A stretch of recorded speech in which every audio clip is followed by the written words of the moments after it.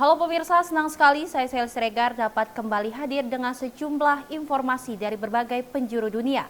Langsung saja kita mulai informasi selengkapnya dalam Berita Dunia.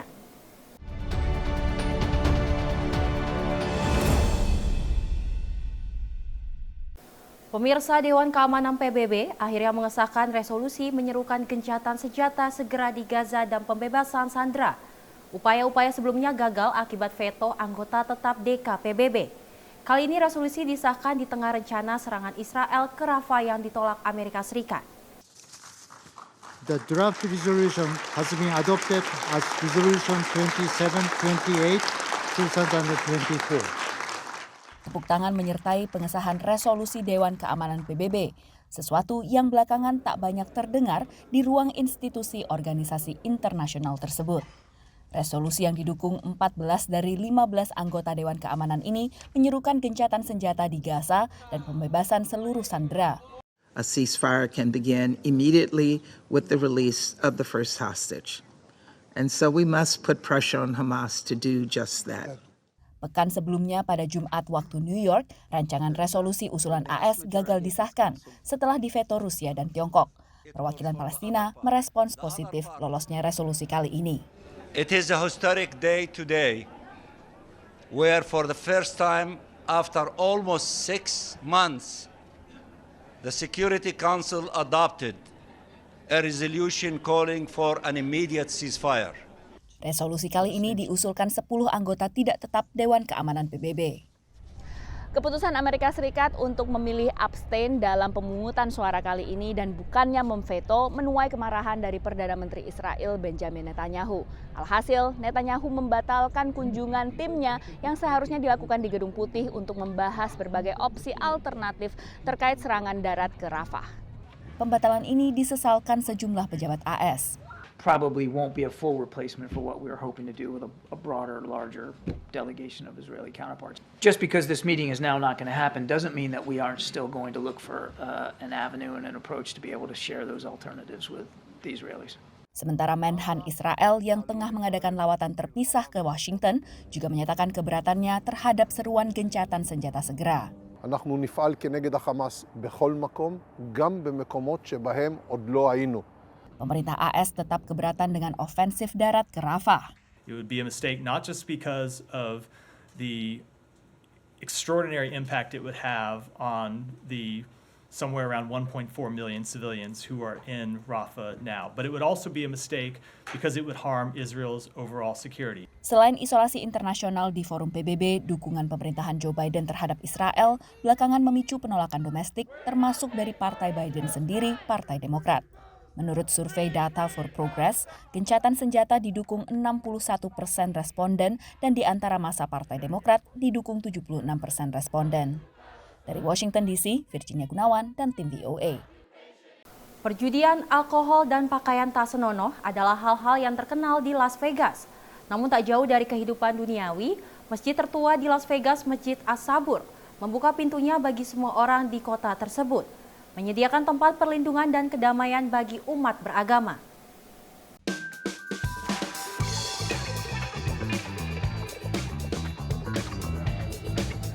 Las Vegas dikenal sebagai Sin City atau kota penuh dosa.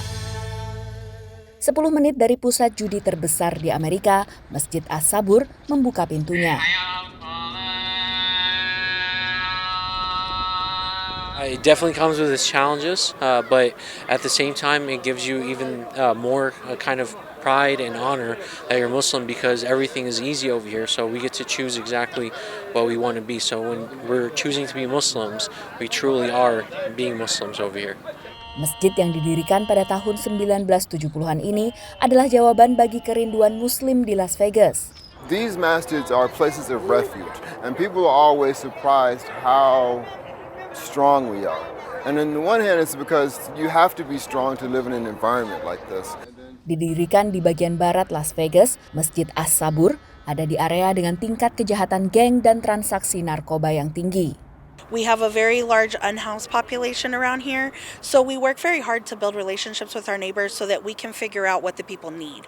For us, we're all one community, and so because we also live here, we're invested here, we're able to really dig down and understand what the community needs. Sejak 2010, area sekitar masjid juga dikembangkan jadi pemukiman terjangkau, Muslim Village atau desa Muslim. Kesederhanaan dan rasa kekeluargaan mengundang jemaah dengan berbagai latar belakang. For me, it actually reminds me like back home. It has a home atmosphere. You know, it's very family oriented. You know, just we feel welcome. You know, myself personally. About 25 minutes. Yeah, because the other mosques nearby about five minutes, but I like it here. It's more heart to heart. Juga menarik perhatian mantan petinju Mike Tyson yang kerap hadir dan menyumbang. He came and looked and he saw that we knew how to get things together if we had some help. So he chose to help us in a great big way. There was other donors too. They are important too. They're just as important. But the biggest donor was Mike Tyson. Komunitas Muslim Indonesia juga giat berpartisipasi dalam kegiatan masjid. The Indonesian community always takes care of the food. So they cook all of the food that they eat in our outside restaurant area, as well as giving them peanut butter jelly sandwiches. So they've been doing that for well over 10 years with us. We don't even have to ask. They just know what's the date and then they know what to do and they show up. Meski tinggal di kota yang terkenal dengan gemerlap duniawi, menurut Ahmad, mayoritas jemaah Muslim memilih profesi yang sejalan dengan iman mereka. If you were to get sick and have to go to the hospital, I would almost guarantee you that your doctor would be Muslim. Half the people you see in here are doctors.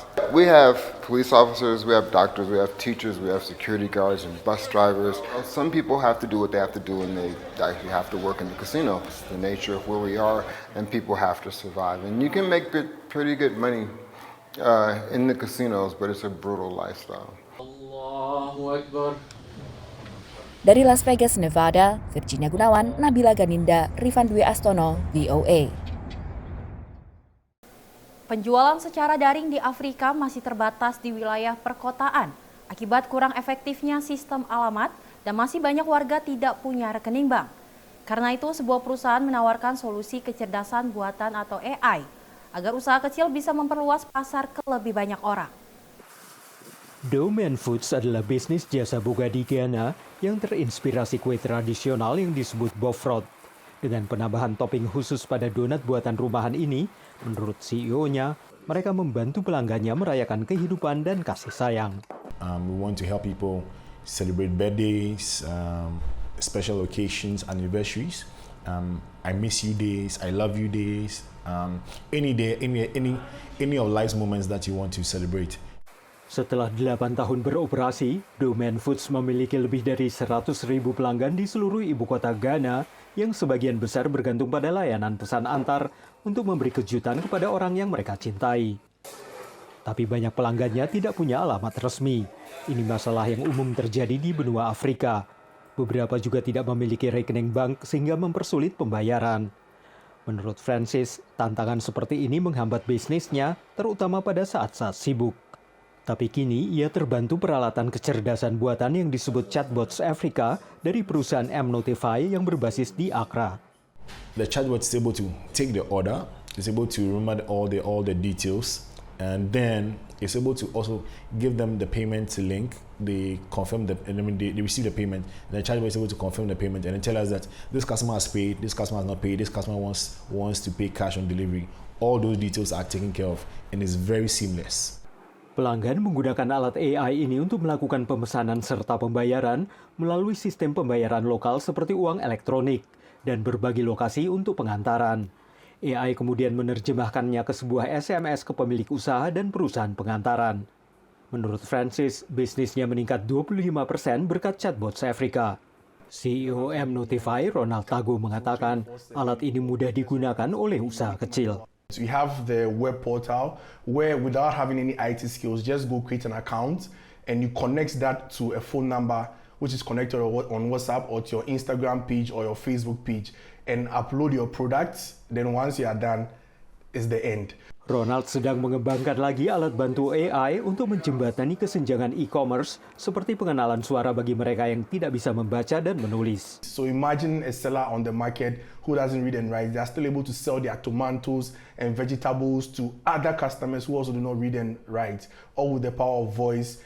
Para ahli e-commerce mengatakan pengenalan kecerdasan buatan atau AI ke pasar akan membantu meningkatkan penjualan dan mengurangi kemiskinan, terutama bagi warga marginal di benua Afrika. Dari Arlington, Virginia, saya Helmi Yohanes dan tim VOA. Pemirsa, di tengah lusinan toko halal di metropolitan Washington DC, yang masuk 10 besar populasi muslim terbesar di Amerika Serikat, sebuah toko baru punya strategi sendiri. Dimiliki pengusaha Afghanistan, Halal Depot menarget warga internasional dengan produk halal dari berbagai negara. Juga aneka daging lokal, organik dan halal yang dianggap lebih sehat. Falls Church, Virginia, merupakan salah satu kantong permukiman warga muslim dari berbagai negara. Lusinan bisnis yang melayani komunitas, termasuk toko halal, terlihat di kiri kanan jalan.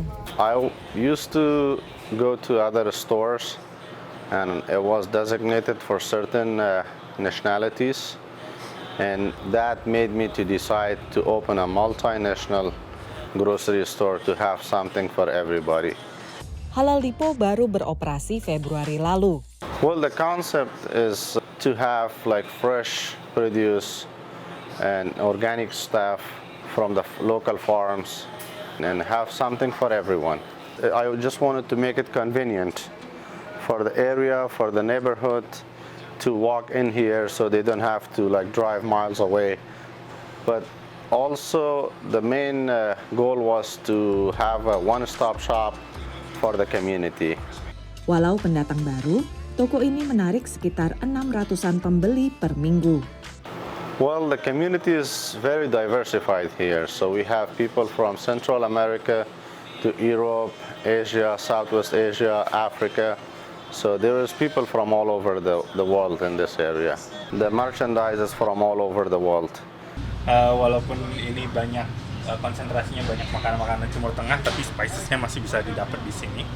Dan saya juga pengen nyari ini nih, biryani spices. Jadi ini memudahkan saya kalau pengen masak nasi biryani. Nah, kalau menunya Ramadan tuh gimana? It's a good question. Biryani, sop ayam.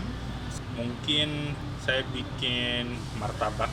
My mom's going to my aunt's house, and that's why we get some chocolates to go to somebody else's house.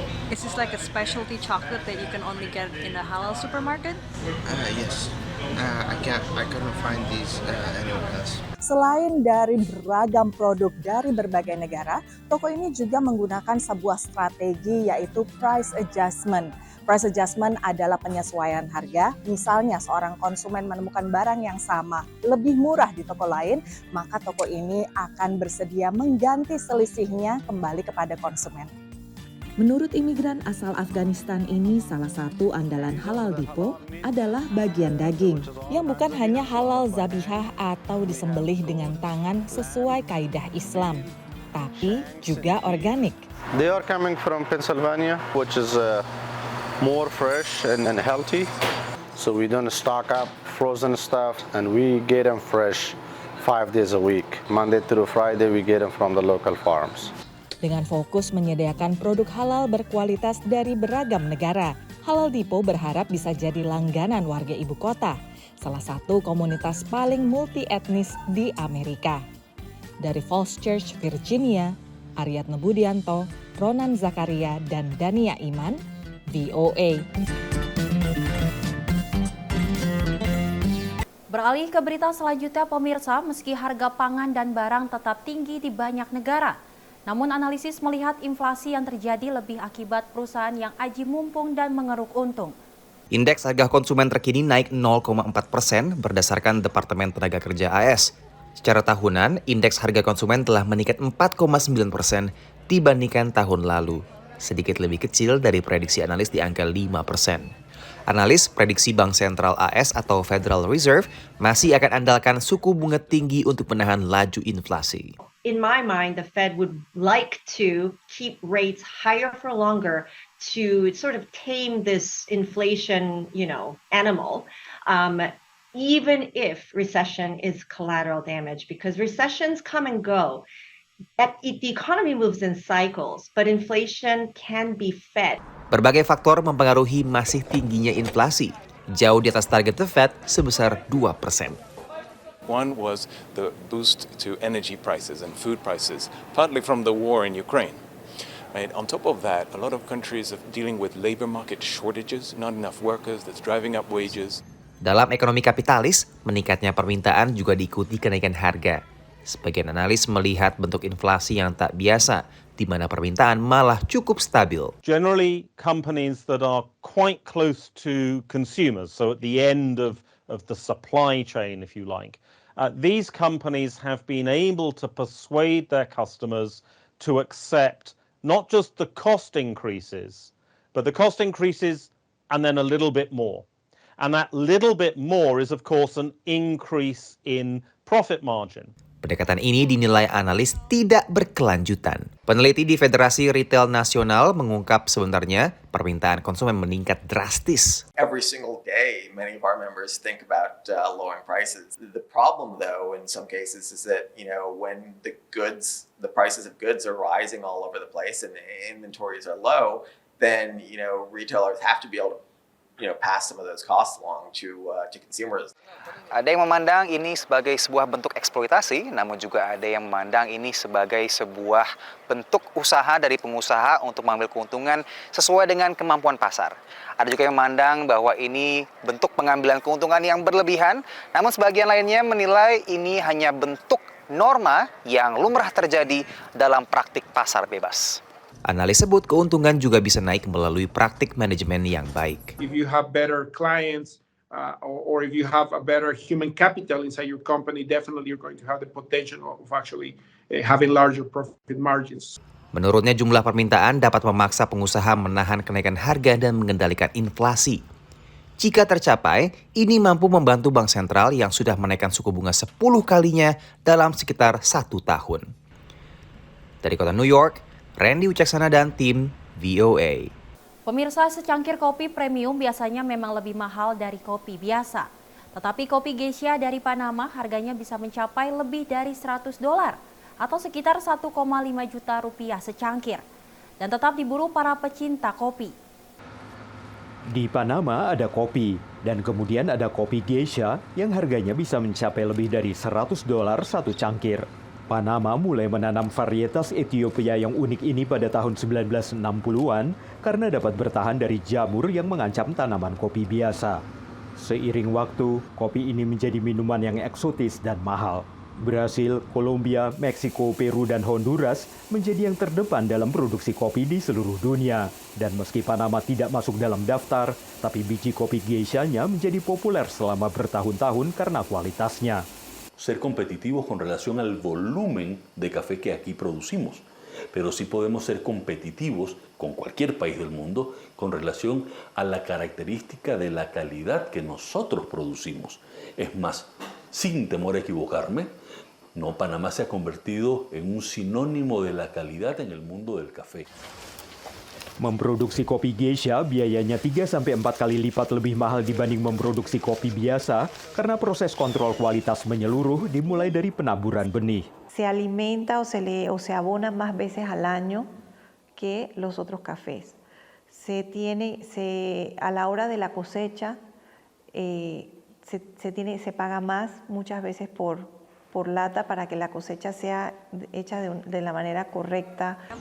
Jepang, Taiwan, Tiongkok, Korea Selatan, Indonesia, Singapura, dan Australia adalah beberapa negara tujuan kopi Geisha Panama. Para produsennya mengatakan tanah tempat kopi ini ditanamlah yang membuat perbedaan. Colombia para Brasil, para todo Centroamérica. Han llevado semilla de Panamá, pero no han podido reproducir la calidad del café Geisha panameño. Todavía no lo han hecho.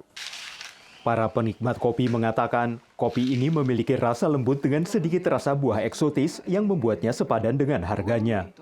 Menurut para ahli, kopi dapat memiliki lebih dari 800 karakteristik rasa dan lebih dari 800 senyawa aromatik.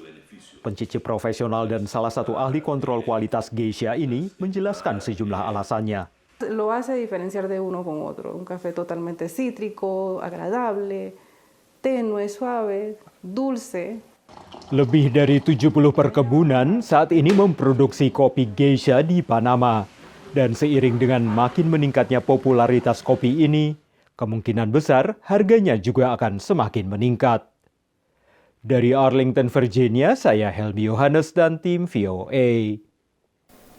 Dengan beragam insentif pajak, proyek-proyek infrastruktur energi hijau, termasuk pembangkit listrik tenaga surya meluas di penjuru Amerika Serikat. Namun di sebagian wilayah, perluasan panel surya hingga turbin angin mendapat resistensi dari warga setempat, terutama di daerah dengan komunitas agrikultur. Susan telah tinggal di kawasan pedesaan di negara bagian Missouri sepanjang hidupnya. Ia terbiasa menikmati matahari terbit dan terbenam dari ladang di sekitarnya. Tapi belakangan pemandangannya terhalang oleh panel surya di ladang milik tetangga. This is huge solar companies coming in, taking our farmland, ruining our agricultural community, taking away all the agribusinesses. The loss of 10,000 acres of land in Callaway County will bankrupt many of the agricultural businesses around. Susan pun akhirnya mengajak tetangganya untuk mempersoalkan kehadiran panel-panel surya ini kepada pejabat lokal. Lance ikut menolak kehadiran panel surya. We have a meeting about once every 2 weeks with a group. They're in the same shape we are. You know, they're going to have solar either on 1, 2, or 3 sides of them. Komunitas setempat pun terpecah. Neighbors aren't speaking to each other over this issue, and this was a very tight-knit community, and it is affecting the social structure of our community. Michael adalah salah satu petani yang merelakan ladangnya disewa oleh perusahaan listrik. We were a little skeptical at first, you know, things are too good to be true, they usually are, but we learned more about it and spoke with them quite a bit, and in the end we thought it was a good idea. Farming is very good right now. You know, the crop prices are high, we've had some pretty decent yields the last few years, but I can remember times when it wasn't so good. So, you know, this was something that I won't say guaranteed, but it's going to be a steady form of income, you know, maybe into my retirement or for future generations also. Petani lainnya juga mengaku pemasukan dari pemasangan panel surya jauh lebih menggiurkan daripada bercocok tanam. By the time you turn around and harvest it, I may make $250 to $300 an acre on a good year. And then when somebody comes around and asks me, hey, we're willing to give you $1,000 an acre for solar panels and give you a 2% increase per year for a 40-year contract, it gets your interest. Kepada kantor berita AFP, pengembang listrik tenaga surya di pedesaan Missouri ini mengatakan bahwa proyek senilai $300 juta ini justru bertujuan mempertahankan lahan pertanian yang telah turun-temurun dimiliki keluarga setempat. Menurut ahli dari Michigan State University yang diwawancara oleh AFP, kehadiran panel surya ini juga dianggap sebagai sesuatu yang mengusik identitas para petani sendiri yang mestinya sibuk mengolah lahan mereka, bukan sekedar menyewakannya. Dari Washington DC, saya Nova Purwadi dan tim VOA. Informasi tadi pemirsa sebagai penutup jumpa kita kali ini. Tetap saksikan Berita Dunia setiap Senin hingga Jumat pukul 7.30 dan 19.30 waktu Indonesia Barat hanya di Simpo TV. Saya Sally Siregar dan kru yang bertugas pamit undur diri. Terima kasih dan sampai jumpa.